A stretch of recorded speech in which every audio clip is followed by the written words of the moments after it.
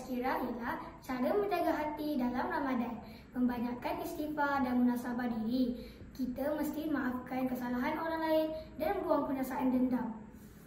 Ikhlaskan niat dalam setiap amalan. Jauhi perasaan riak dan ujub dalam beribadah. Menjaga lisan dan hati adalah satu cabaran yang sebenar dalam Ramadan. Tetapi ia juga adalah kunci kepada keberkatan puasa kita. Jika kita benar-benar mahu mendapat rahmat dan keampunan Allah, pastikan kita bukan sahaja menahan lapar tetapi juga menjaga perkataan dan perasaan kita.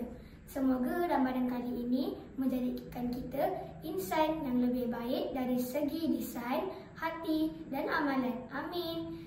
Ya Rabbal Alamin. Itu sahaja perkongsian saya pada hari ini. Sekian, terima kasih.